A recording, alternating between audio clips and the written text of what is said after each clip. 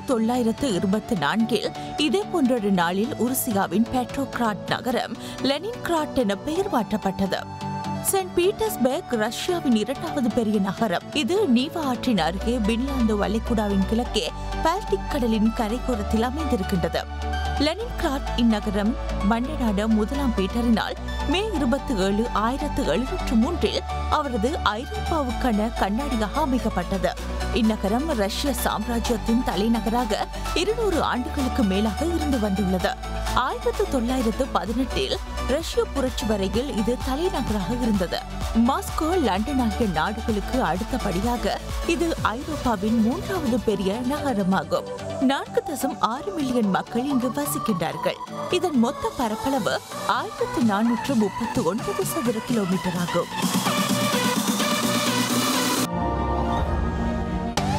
இதே போன்றொரு நாள் 1922 பிறந்தார் ராஜேஸ்வரி சாட்டர்ஜி.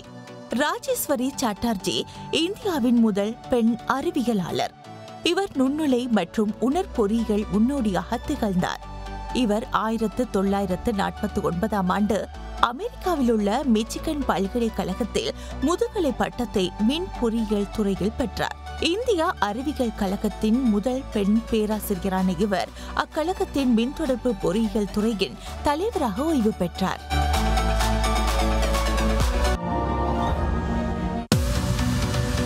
இன்றைய இறப்பு 1951 இதே போன்ற ஒரு நாளில் அலெக்சாண்டர் பிரான்சிஸ் இறந்தார்.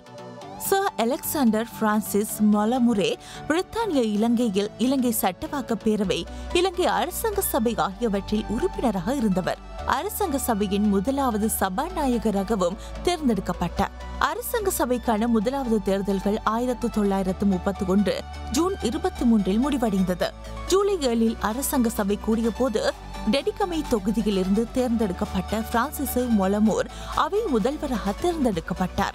பெரும்பான்மை சிங்களவரின் பிரதிநிதியாக இவரது பெயர் பிரேரிக்கப்பட்டது. சிறுபான்மை இனத்தவரின் பிரதிநிதியாக நியமன உறுப்பினர் சர் ஸ்ரீவால் சினிதர் என்பவரின் பெயர் பிரேரிக்கப்பட்டது. ரகசிய வாக்கெடுப்பில் மொலமூருக்கு 35 வாக்குகளும் சினிதருக்கு 18 வாக்குகளும் கிடைத்ததை அடுத்து மொலமூர் சபை முதல்வராக தேர்ந்தெடுக்கப்பட்டார். ஆனாலும் அவர் தனிப்பட்ட காரணங்களுக்காக 1934 டிசம்பர் 10 தமது பதவியை துறந்தார்.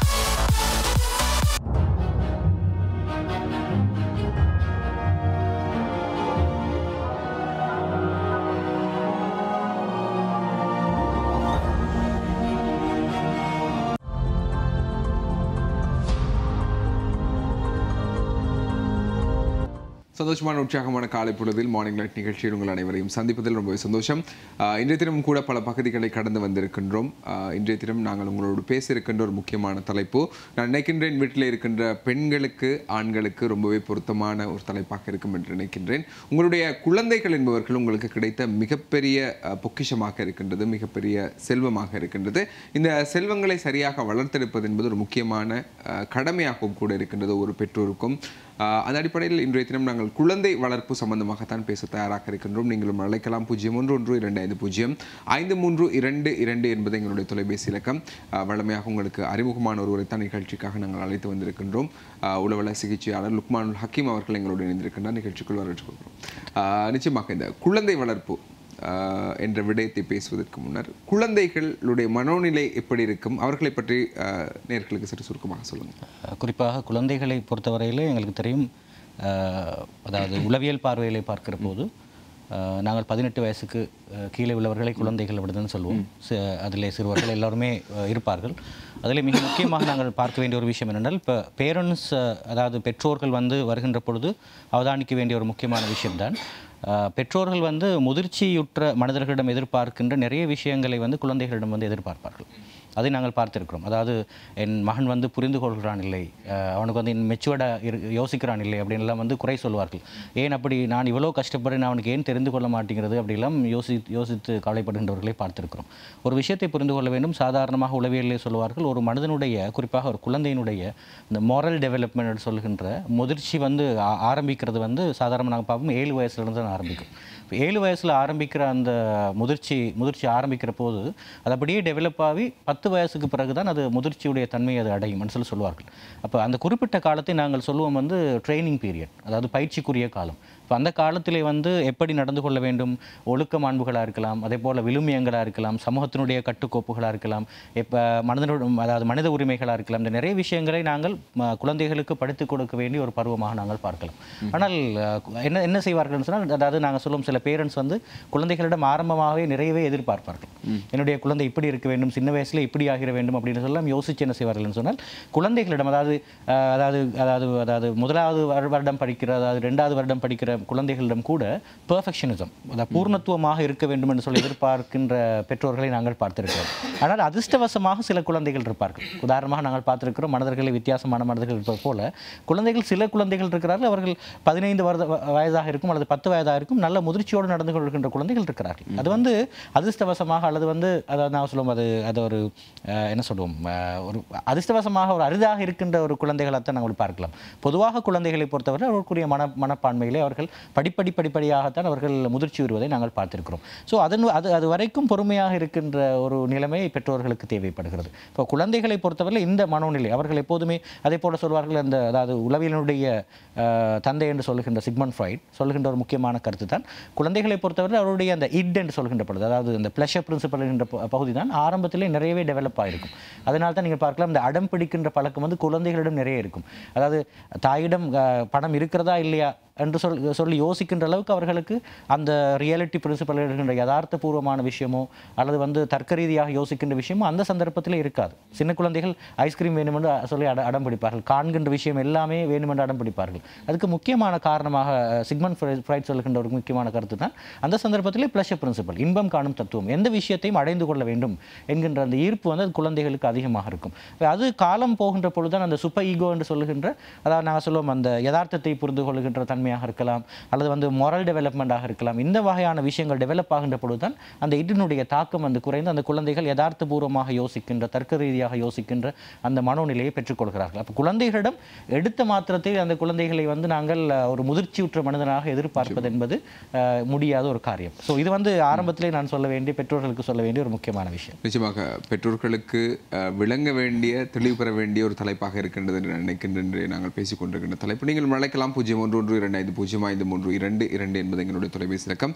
உங்களுடைய பிள்ளைகளிடம் காணப்படுகின்ற பிரச்சனைகளாக இருக்கு, நீங்கள் பிரச்சனைகளாக பார்க்கலாம், சில நேரங்களில் அது குழந்தைகளின் இயல்பாக கூட இருப்பதற்கான வாய்ப்புகள் இருக்கின்றன. எனவே அது சம்பந்தமாக எல்லாம் கேளுங்கள். பதிலளிப்பதற்கு லுக்மானுல் ஹக்கீம் அவர்கள் தயாராக இருக்கின்றார்கள்.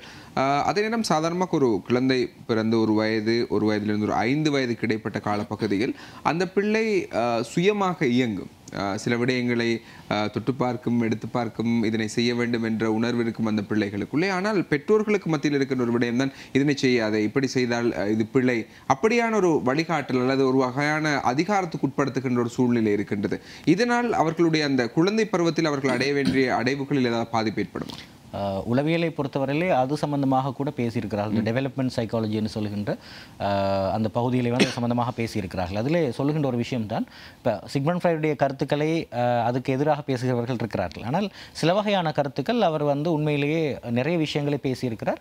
அதாவது உண்மையிலே யதார்த்தபூர்வமான விஷயங்கள் அதில் இருக்கிறது. குறிப்பாக அவரை விமர்சிக்கிற ஒரு இடம் என்னென்னு சொன்னால், அவர் குறிப்பாக அந்த பாலியல் சார்ந்து நிறைய விஷயங்களை பேசியிருப்பார். அதுதான் குறிப்பாக விமர்சிக்கப்படுகின்ற இடம். ஆனால் குழந்தையுடைய அந்த சைக்கோசெக்சுவல் டெவலப்மெண்ட்டை பொறுத்தவரையிலே குழந்தையுடைய ஆரம்பத்தில் சொல்வார் அந்த ஓரல் ஸ்டேஜ் அப்படின்னு சொல்வார். அதாவது வாயினாலே இன்பம் காணுகின்ற பருவம். அந்த குறிப்பிட்ட பருவத்திலே குழந்தைகள் கீழே இருக்கிற எல்லா பொருளையும் எடுத்து வாயிலே போட்டு சுவைப்பார்கள். அதாவது அந்த பிறந்ததிலிருந்து 1.5 வருடம் அல்லது 2 வருடங்களுக்கு இடைப்பட்ட காலத்திலே கையிலே கிடைக்கிற எல்லாத்தையுமே வாயில போட்டு சுவைப்பார்கள். அது அந்த குழந்தையுடைய அந்த ஓரல் ஸ்டேஜ்னு சொல்லுவார்கள்.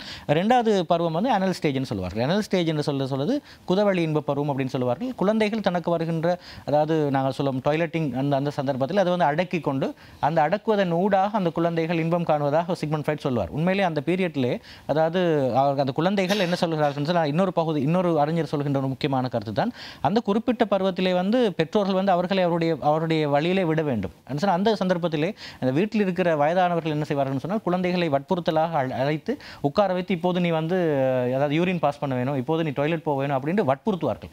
ஆனால் அது செய்யக்கூடாது அப்படின்னு சொல்லுவார்கள். ஏன்னால் அந்த குழந்தையினுடைய செல்ஃப் கான்ஃபிடன்ஸ் டெவலப் ஆகின்ற ஒரு இடமாக அந்த இடத்தை பார்ப்பார்கள். அதே போல் அது அதுக்கு அடுத்த பருவம் பரீட்சிக்கின்ற பருவம் ஜெனிட்டல் பீரியட்னு சொல்வார்கள். இப்படி 5 கட்டமாக அவர் பிரித்திருக்கிறார். இந்த ஒவ்வொரு கட்டத்திலையும் அந்த குழந்தைகள் அந்த குழந்தையுடைய டெவலப்மெண்ட்டை கண்டிப்பாக அடைய வேண்டும். அதே போல பரீட்சித்து பார்க்கின்ற பழக்கமாக இருக்கலாம். நிறைய பழக்கங்கள் அந்த குழந்தைகளிடம் இருக்கும். அப்போ பெற்றோர்கள் என்ன அதான் ஆரம்பத்தில் நான் சொன்னேன், முதிர்ச்சியுற்றவர்கள் எப்படி நடந்து கொள்ள வேண்டுமோ அந்த வகையான மாற்றங்களையும் நடத்தைகளையும் பெற்றோர்கள் குழந்தைகளிடம் எதிர்பார்ப்பார்கள். இப்போ சாதாரணமாக சொல்லலாம், பெற்றோர்களுக்கு குழந்தைகள் எப்படி இருக்க வேண்டும் அப்படின்னு சொன்னால், நாங்கள் சொல்லுவோம் இல்லையா, அதாவது போனிக்கா மாதிரி, ரைட், ஒரு டோல் மாதிரி இருக்க வேண்டும் அப்படின்னு சொல்லி விரும்புவார்கள். அதாவது ஒரே இடத்துல இருக்க வேண்டும், அப்படியே ட்ரெஸ் பண்ணிவிட்டு ஒரு இடத்துல அப்படியே சேரில் உட்காந்துட்டு அப்படியே சிரிச்சு கொண்டு இருக்க வேண்டும் அப்படின்னு சொல்லி விரும்புவார்கள். உண்மையிலே குழந்தைகளை பொறுத்தவர்கள் அவர்கள் வெளியே இறங்க வேண்டும். அந்த குழந்தைகள் மண்ணோடு விளையாட வேண்டும்.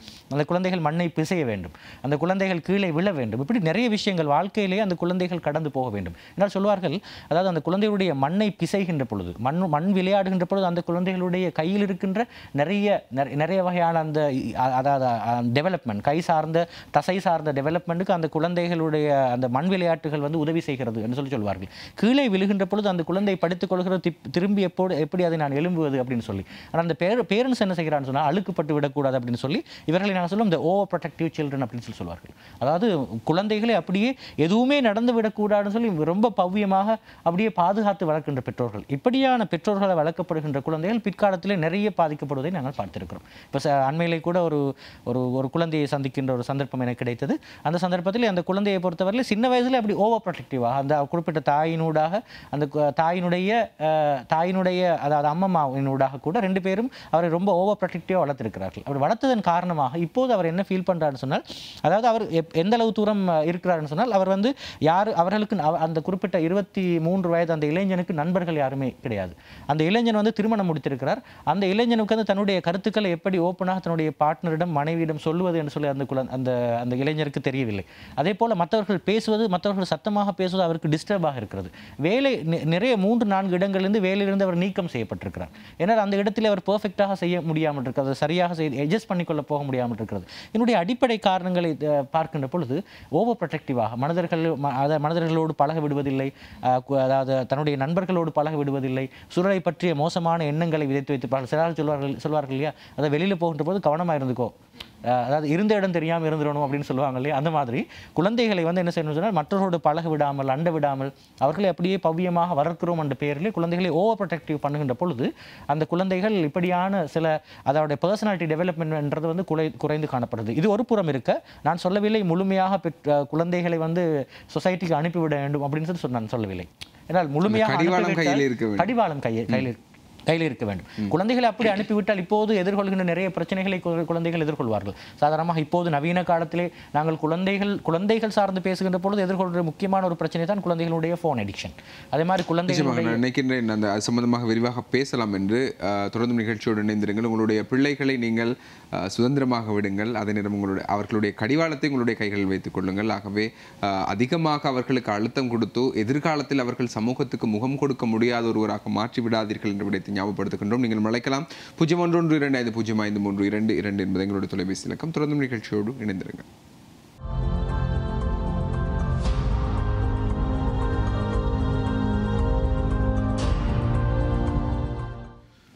மார்னிங் லைட் நிகழ்ச்சியோடு இணைந்திருக்கின்றோம். இன்றைய தினம் நாங்கள் ஒரு முக்கியமான ஒரு தலைப்பில் பேசிக் கொண்டிருக்கின்றோம். உங்களுடைய எதிர்கால தலைவர்களாக வரப்போகின்ற உங்களுடைய குழந்தைகளை எப்படி வளர்ப்பது, அவர்களை எவ்வாறு நெறிப்படுத்துவது, அவர்களுக்குள்ளே இருக்கின்ற உளவியல் சார்ந்த விடயங்கள் எப்படி இருக்கின்றது, அதனை பெற்றோர்கள் எவ்வாறு கையாள வேண்டும் என்பது சம்பந்தமாக எல்லாம் விரிவாக பேசிக் கொண்டிருக்கின்றோம். உளவல சிகிச்சையாளர் லுக்மானுல் ஹக்கீம் அவர்கள் எங்களோடு இணைந்திருக்கிறார்கள். இன்றைய தினம் நீங்களும் அழைப்பினை ஏற்படுத்தலாம். உங்களுடைய பிள்ளைகள் சார்ந்த விடயங்களை எங்களோடு பகிர்ந்து கொள்வதற்கான வாய்ப்புகள் இருக்கின்றன. அழைங்கள் 0112250532 என்பது எங்களுடைய தொலைபேசி இலக்கம். நான் நினைக்கின்றேன் விளம்பர இடைவேளைக்கு முன்னர் நீங்கள் கதைக்கு ஆரம்பித்த பகுதியில் இந்த தொலைபேசி பாவனை, அதே நேரம் நின்றளவில் நீங்கள் சொன்ன அந்த மண்ணில் இறங்கி பிள்ளைகள் விளையாடுவதோ அல்லது நாம் ஆரம்ப காலங்களில் விளையாடி அந்த கெட்டப்புல் அடிப்பதோ இதெல்லாம் கிடையாது. இன்று அந்த பிள்ளைகளுக்குள்ளே என்ன அப்படி என்றால் என்ன என்று கேட்கின்ற அளவுக்கு அது ஒரு பழைய விடயமாகிவிட்டது. நாங்கள் நினைக்கின்ற அந்த 90s கிட்ஸ் 80s கிட்ஸ் விளையாடிய விளையாட்டுகள் பிள்ளைகளுக்கு தெரியாது. இன்றளவில் பெற்றோர்கள் பிள்ளையை அமைதியாக வைத்திருப்பதற்கு தூக்கி கொடுப்பது மொபைல் ஃபோன், பிள்ளைகளுக்கான யூடியூப், இப்படியான விடயங்கள் தான். இது எந்த அளவுக்கு அவர்களுடைய உளவியல் ரீதியாக பாதிக்கின்றனவா அல்லது ஆரம்ப காலத்தில் நாங்கள் 90களில் இருந்த பிள்ளைகள் 80களில் இருந்த பிள்ளைகளை விட அவர்களுடைய அந்த அறிவுத்தரம் அடுத்த கட்டத்துக்கு சென்று இருக்கின்றதா? குறிப்பாக இது சம்பந்தமாக நிறைய ஆய்வுகள் செய்திருக்கிறார்கள். அண்மையிலே வந்து ஒரு ஆய்வு வெளியிட்டிருக்கிறார்கள். சாதாரணமாக அதாவது இந்த குழந்தைகளுடைய யாரெல்லாம் கூடுதலாக இந்த ஸ்க்ரீனை பார்க்கிறார்களோ அந்த ஸ்க்ரீன் மூலமாக வருகின்ற கதிர்வீச்சுகள் ஊடாக எந்தளவு தூரம் ஒரு மனிதனுடைய மூளை, ஒரு மனிதனுடைய அதாவது ஒரு மனிதனுடைய தோல் ஸ்கின், அதே மாதிரி ஒரு மனிதனுடைய கண் பார்வை, ஒரு மனிதனுடைய அதாவது காதுகளுக்குள் இருக்கிற காதுச்சோனை எந்தளவு தூரம் பாதிக்கப்படுகிறது அப்படின்னு சொல்லி சில விஷயங்களை சொல்லியிருக்கார்கள்.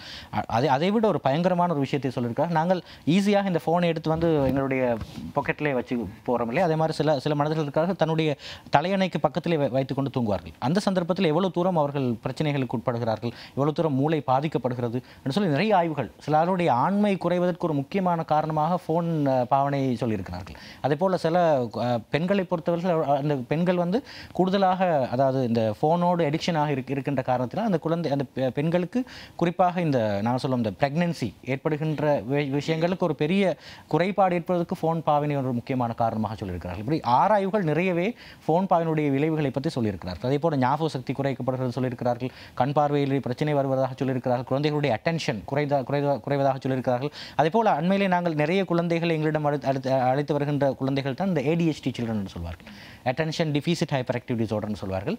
நாங்கள் தமிழில் வந்து துருதுரு குழந்தைகள்னு சொல்லுவோம். அந்த குழந்தைகளுக்கு ஒரு இடத்திலே உட்கார முடியாது. அந்த குழந்தைகளுடைய ஒரு முக்கியமான அதாவது அந்த குழந்தைகளை ட்ரிகர் பண்ணுகின்ற ஒரு முக்கியமான கருவியாக பார்ப்பது வந்து ஃபோன் பாவனை. அதே போல் இப்போது அண்மையிலே உலக சுகாதார நிறுவனம் அறிவித்திருக்கிற ஒரு விஷயம்தான், இப்போதெல்லாம் நிறைய பேருக்கு ஆன்சைட்டி இருக்கிறது, அதாவது பதகளிப்பு, அதாவது பயமும் அதே ஏதாவது நடந்து விரும்புகின்ற அந்த டென்ஷனும் ரெண்டும் கலந்த ஒரு வகையான விஷயம். இதிலே ஒரு பெரிய தாக்கத்தை ஏற்படுத்துகிற அது ட்ரிகராக இருக்கின்ற ஒரு முக்கியமான விஷயம் தான் ஃபோன் பாவனை. அது ஒரு பெரிய தாக்கத்தை ஏற்படுத்துகிறது. இந்த மாதிரி குழந்தைகளோட வாழ்க்கையிலே வந்து நாங்கள் இந்த ஃபோன் பாவனை ஒரு பெரிய பிரச்சனை ஏற்படுத்தியிருக்கிறது. ஆனால் அதாவது பழைய காலத்தில் இருக்கின்ற விளையாட்டுகள் எந்த மாதிரியான உளவியல் மாற்றங்களை ஏற்படுத்தியிருக்கிறது அது தனி ஒரு பகுதியாகவே நாங்கள் பேசலாம். சாதாரணமாக நாங்கள் குழுக்களாக விளையாடின விளையாட்டுகளாக இருக்கலாம், அது மாதிரி குழந்தைகள் மண் விளையாடுவதாக இருக்கலாம். அந்த குழந்தைகளுடைய மண் விளையாட்டு கூட எந்தளவு தூரம் அந்த குழந்தைகளுடைய ஒவ்வொரு அவயவங்களிலே எந்த வகையான மாற்றங்களை ஏற்படுத்தியிருக்கிறது, தன்னம்பிக்கை ஏற்படுத்தியிருக்கிறது. சாதாரணமாக நீங்கள் சொல்கின்ற அந்த கெட்டப்புல் விளையாடுவதை பார்த்திருக்கலாம். அதே போல குழுவாக சேர்ந்து அப்போ அந்த குழந்தைகளிடம் விளையாட்டுகள் மூலம், அதாவது கிராமப்புறங்களிலே அந்த காலங்களிலே இருந்த விளையாட்டுகள், அதே போல இப்போது கூட சில கிராமப்புறங்களில் விளையாடப்படுகின்ற விளையாட்டுகள் மூலமாக மனதனுடைய ஆளுமை வளர்க்கப்பட்டிருக்கிறது, மனதனுடைய தன்னம்பிக்கை வளர்க்கப்பட்டிருக்கிறது, மனதனுடைய ஃப்ளெக்சிபிலிட்டி அதாவது ஒத்துப்போகின்ற தன்மை வளர்க்கப்பட்டிருக்கிறது, மனிதனுக்கு எந்த பிரச்சனை வந்தாலும் கீழே விழுந்தாலும் திரும்ப எழும்ப முடியும் என்கின்ற நம்பிக்கை வளர்க்கப்பட்டிருக்கிறது, டீம் ஒர்க் வளர்க்கப்பட்டிருக்கிறது, இந்த வி ஃபீலிங் வளர்க்கப்பட்டிருக்கிறது. இந்த ஃபீலிங்ஸ் எல்லாம் வளர்க்கப்படுறதுக்கு முக்கியமான காரணம் அந்த குழந்தைகளை வந்து கிரவுண்டுக்கு அனுப்பி, அதாவது அந்த குறிப்பிட்ட சூழலை இருக்கின்ற மைதானத்துக்கு அனுப்பி அல்லது சூழலிலே விளையாடுகின்ற விளையாட்டுகள் தான். ஒரு நாளும் அதாவது பெட்டிலே படுத்துக்கொண்டு அதில் சோஃபாவிலே உட்கார்ந்து கொண்டு விளையாடுகின்ற இந்த ஃபோன் விளையாட்டுகள் கிடையாது. அது ஒரு நாளும் மனிதனை வந்து இன்னுமே அதாவது பழைய நிலைமைக்கு கொண்டு போகிறது. நேற்று ஒரு ஃபேஸ்புக்லேயே ஒரு வீடியோவை நான் பார்க்க கிடைத்தது எனக்கு. அதாவது முந்தி காலங்களிலே கடந்த நூற்றாண்டிலே வந்து அதற்கு முன்னாடி அதாவது ஒரு கதை சொல்வார்களே, நாங்கள் குரங்கிலிருந்து வந்தோம்னு சொல்வார்களே, அதை ஏற்றுக்கொள்ள முடியுமா இல்லையா என்பது ரெண்டாவது விஷயம், அதை வைத்துக் கொள்வோம். ஆனால் அதிலே அந்த முந்தி காலத்திலே வந்து மனிதர்கள் குனிந்து கொண்டு போவார்கள் சொல்வார்கள். அந்த குனிந்து போகின்ற அந்த நிலைமையிலிருந்து நாங்கள் அப்படி நிமிர்ந்து நிற்கின்ற ஒரு நிலைமைக்கு வந்தோம் இல்லையா, அந்த மனிதன் திரும்பவும் அதே நிலைமைக்கு போகிறான், அதாவது போனை பாவித்துக் கொண்டு அப்படியே பல நிலைமைக்கு போகிறான் என்று சொல்வார்கள். அதே போல நாங்கள் என்னுடைய கை விரல்கள் எல்லாம் நன்றாகவே அசைகிறது. இப்போது போனை யூஸ் பண்ணுற மனிதனுக்கு வந்து அந்த கை விரல்கள் அப்படியே ஸ்டிக் ஆகி திரும்ப பழைய அந்த குரங்கு நிலைமைக்கு போகிறான் என்று சொல்லி எல்லாம் காட்சிப்படுத்தி ஒரு அழகான வீடியோவை வெளியிட்டிருந்தார்கள். உண்மையிலே அதுவும் கூட ஒரு யதார்த்தபூர்வமான ஒரு பெரிய உண்மையாக நாங்கள் பார்க்கலாம். அப்போ நாங்கள் சொல்லுகின்ற விஷயம் என்று சொன்னால், இந்த குழந்தைகளை பொறுத்தவரை நிறைய விளையாட்டுகளில் அந்த குழந்தைகளை ஈடுபடுத்த வேண்டும் என்கின்ற ஒரு தேவை இருக்கிறது.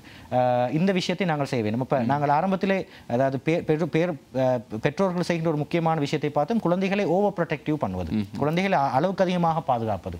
குழந்தைகள் நீங்கள் சொன்னது போல கடிவாளம் எங்களுடைய கையில் எடுக்க வேண்டும், ஆனால் குழந்தைகளுக்கு அவருடைய சுதந்திரத்தை கொடுக்க வேண்டும் என்பது மிக முக்கியமான பகுதி. நிச்சயமாக இந்த விடயங்களை நீங்கள் அவதானம் செலுத்த வேண்டும் என்று இருக்கின்ற பெற்றோர்கள் பொதுவாகவே அந்த பிள்ளைகள் எனக்கு பிரச்சனையாக இருக்கின்ற அந்த பிள்ளை அமைதியாக்குவதாக இருந்தால் நான் யூடியூபிலே ஒரு பாடலை போட்டு கொடுத்துருக்கலாம். எனது நண்பர் ஒருவருடைய வீட்டுக்கு சென்றிருந்த போது அந்த பிள்ளை அந்த குழந்தைகளுக்காக என்று ஒரு யூடியூப் தளம் வடிவமைக்கப்பட்டிருக்கின்றது. அதிலே 24 மணி நேரம் அந்த பிள்ளை அதனோடு தான் இருக்கின்றது. இப்படியான சூழ்நிலைகள் இருக்கின்றன. ஆகவே இதிலிருந்து மாற்றுங்கள். உங்களுடைய பிள்ளைகளை இயற்கையோடு சஞ்சரிக்க விடுங்கள். அவர்களை இயற்கையாக நிறைய விடயங்களை செய்ய விடுங்கள். நீங்கள் விளையாடிய விளையாட்டுக்களை அவர்களுக்கு சொல்லிக் கொடுங்கள்.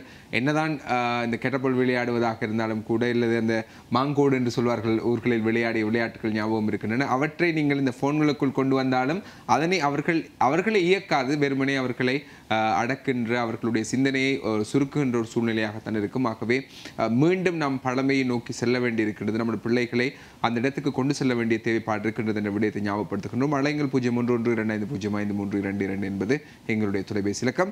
அதே நேரம் அடுத்த கட்டமாக பேசுவதாக இருந்தால் பிள்ளைகளுடைய கற்றல் நடவடிக்கை. எல்லா பெற்றோர்களும் நினைப்பது எனது பிள்ளை வகுப்பிலே முதலாவது வந்துவிட வேண்டும், எனது பிள்ளையின் எல்லா ரிசல்ட்ஸும் 90 100 எடுத்து விட வேண்டும், அல்லது ரெட் மார்க் எடுத்து விட வேண்டும் என்ற மனநிலையோடு தான் இருக்கின்றார்கள். ஆனால் எல்லா பிள்ளைகளாலும் அந்த விடயம் முடியாது. பிள்ளைகளுடைய கற்றல் கற்பித்தல் சார்ந்த விடயங்களை எவ்வாறு பெற்றோர்கள் கையாள வேண்டும்? குறிப்பாக பெற்றோர்களுக்கு இதிலே நாங்கள் ஒரு 6-7 வகையான ரெஸ்பான்சிபிலிட்டிஸ், பொறுப்புகள் இருப்பதாக சொல்லுவோம். முதலாவது விஷயம் என்னென்னு சொன்னால், அதாவது பெற்றோர்கள் வந்து குழந்தைகளுக்கு வந்து முன்னுதாரணமாக இருக்க வேண்டும்.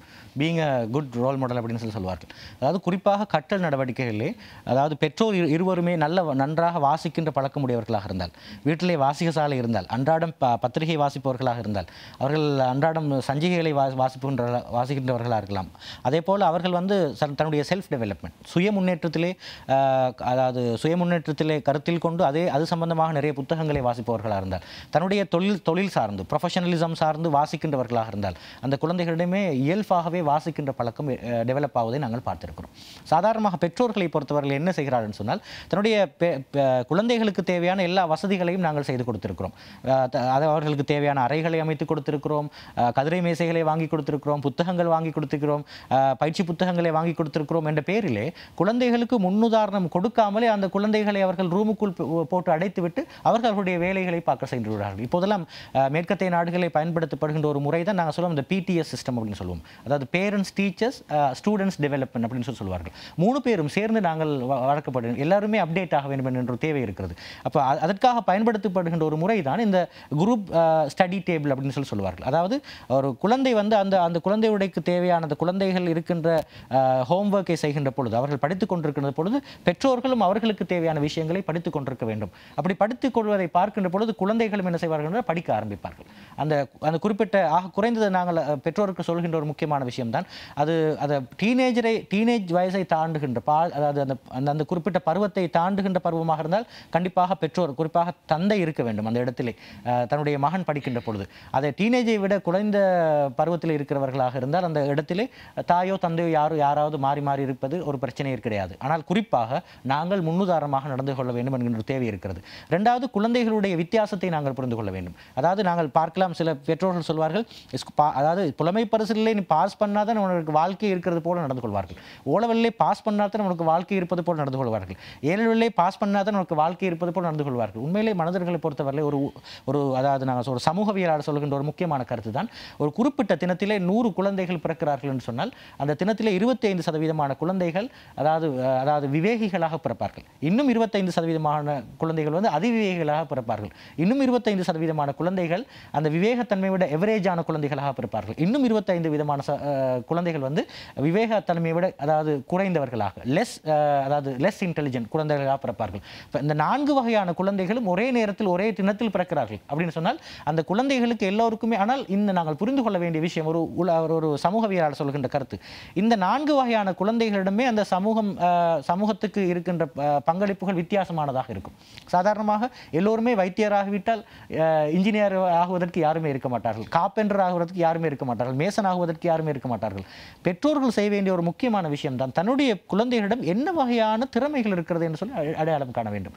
சாதாரணமாக நாங்கள் சொல்லலாம், எப்போதுமே நாங்கள் சொல்லுகின்ற ஒரு உதாரணம் தான், அதாவது இடியட் என்று சொல்லி, முட்டாள் என்று சொல்லி வகுப்பிலிருந்து வெளியே துரத்தப்பட்ட ஆல்பர்ட் ஐன்ஸ்டீனிடம் இருக்கின்ற திறமையை இனம் கண்டது அவருடைய தாய் தான்.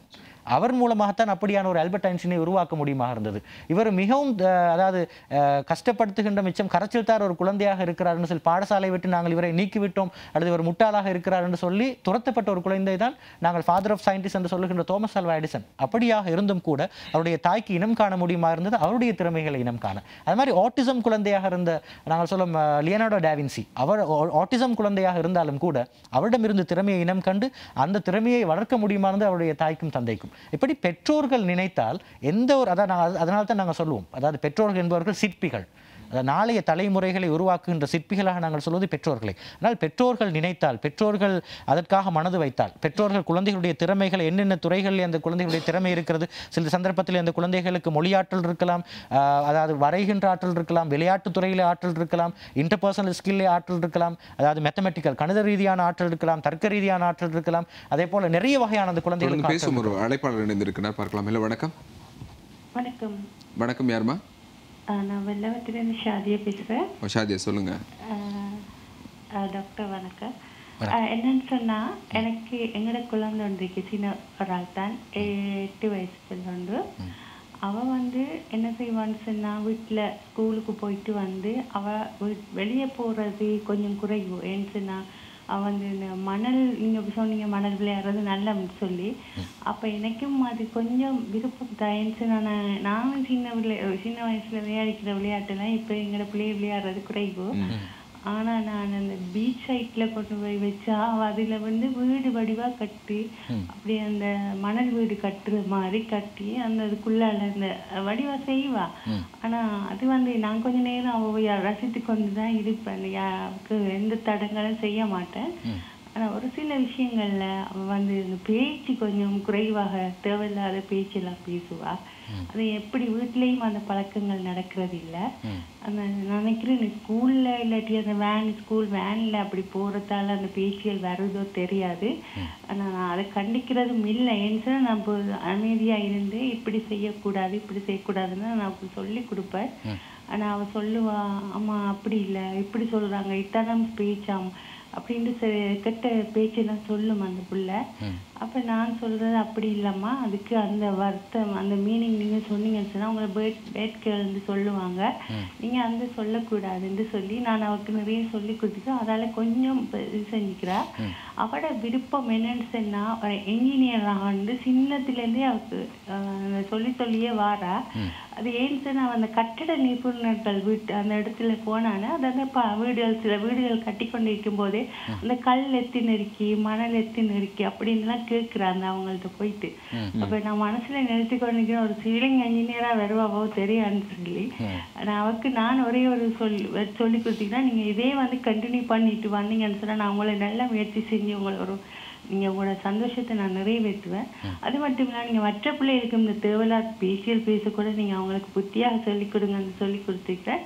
நிறைய பேசலாம். நன்றி, வணக்கம். நன்றி ஷாதியா. தொடர்ந்து நிகழ்ச்சியோடு இணைந்திருங்க. விளம்பர இடைவேளையின் பின்னர் உங்களுடைய கேள்விக்கான பதிலை எதிர்பாருங்க. பெற்றோர்கள் இருக்கிறார்கள், சில நேரம் அந்த மோசமான வார்த்தைகள் அல்லது அந்த குறிப்பிட்ட வயதுக்கு மிஞ்சின, அதாவது அந்த அதிமுதிர்ச்சியுற்றவர்கள் பேசுகின்ற சில வார்த்தைகளை பேசுகின்ற பொழுது அந்த வீட்டில் இருக்கிற முதியவர்களாக இருக்கலாம், தாத்தா பாட்டியாக இருக்கலாம், அம்மா அப்பா இருப்பார்களும் சிரித்து விடுவார்கள். அப்போ அந்த குழந்தைகளுக்கு அவர்கள் கொடுக்குற ஒரு மோட்டிவேஷனாக நான் அந்த குழந்தைகள் எடுத்துக்கொள்வார்கள். அதனால் அந்த குறிப்பிட்ட வார்த்தைகள் மோசமானது, அது பிழையானது, இந்த சந்தர்ப்பத்தில் இப்படி பேசக்கூடாதுன்னு சொல்லி உடனே அந்த குழந்தைகளை வலுப்படுத்துகின்றவர்களாக பெற்றோர்கள் இருக்க வேண்டும். அந்த வேலையை அந்த சகோதரி சரியாக செய்திருக்கிறார். அதே போல நாங்கள் கடைசியாக எடுகேஷன் சம்பந்தமாக பேசிக்கொண்டதும், அவை எடுகேஷனில் நாங்கள் பேசிக்கொண்டது ஒரு விஷயம் தான், குழந்தைகளுடைய சரியான திறமைகள் எங்கே இருக்கிறது என்று சொல்லி சரியா பேரண்ட்ஸ் இனம் காண வேண்டும். அந்த திறமைகளை வளர்த்தெடுக்கின்ற மிக முக்கியமான பொறுப்பு தான் பெற்றோர்களுக்கு இருக்கிறது. அதனால தான் சொல்வார்கள், குழந்தைகளை வளர்க்காதீர்கள், குழந்தைகளை வளர விடுங்கள். குழந்தைகளிடம் இருக்கின்ற திறமைகளை இனம் கண்டு அந்த திறமைகள் எப்படி வளர்க்கலாம் அப்படின்னு சொல்லி நீங்கள் முயற்சி செய்தாலே போதும், அந்த குழந்தைகள் தானாகவே வளர்ந்து விடுவார்கள் என்று சொல்வார்கள். அதே போல பெற்றோர்களை பொறுத்தவரையில் அந்த பெற்றோர்கள் விடுகின்ற முக்கியமான 4 பிழைகள் இருக்கிறது. அதையும் இந்த நிகழ்ச்சியில் கடைசியாக சொல்லி காட்டலாம்னு நினைக்கிறேன். முதலாவது பிரச்சனை தான் அந்த குழந்தைகள் ஆரம்பத்தில் நாங்கள் சொல்லும் அந்த குழந்தைகளை ஓவர் ப்ரொடெக்டிவ் செய்வது, அந்த குழந்தைகளை அளவுக்கு அதிகமாக பாதுகாப்பது, சமூகத்தோடு அண்டை விடுவது கிடையாது, சமூகத்தினுடைய ஒரு எக்ஸ்பீரியன்ஸை எடுத்துக்கொள்வதற்கான அவகாசத்தை கொடுப்பது கிடையாது. இது முதலாவது விஷயமாக நாங்கள் பார்க்கலாம். அதே போல குழந்தைகள் சொல்லுகின்ற எல்லா விஷயத்துக்கும் எஸ் என்று சொல்வது, எஸ் மேன் அப்படின்னு சொல்வார்கள்.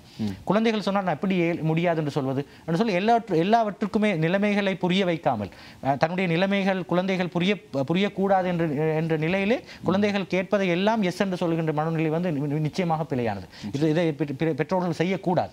ஏன்னா குழந்தைகள் வந்து சின்ன வயசுல பெரிய விஷயங்களை எல்லாம் கேட்பார்கள். இப்போதெல்லாம் நாங்கள் பார்த்திருக்கிறோம், அண்மையிலே ஒரு குழந்தை கேட்டிருந்தது, அவர் ஓலவல் படித்துக் கொண்டிருக்க எனக்கு iPhone 7 வேணும் அப்படின்னு சொல்லி கேட்டிருந்தார்கள், பைக் வேணும் என்று சொல்லி கேட்டிருப்பார்கள். ஆனால் அந்த பெற்றோர்களுக்கு வந்து அந்த குழந்தைகளுக்கு அந்த குறிப்பிட்ட விஷயத்தை செய்து கொடுக்க முடியாத ஒரு நிலை கூட இருக்கலாம். ஆனால் அந்த பெற்றோருடைய கடமை அந்த குழந்தைகளை புரிய வைப்பது.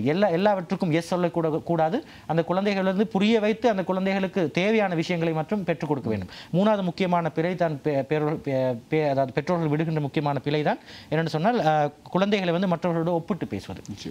அதே போல் அந்த குழந்தைகளை விமர்சிப்பது. இந்த மூன்று விஷயங்களையும் இந்த விஷயத்தை கண்டிப்பாக செய்யக்கூடாது.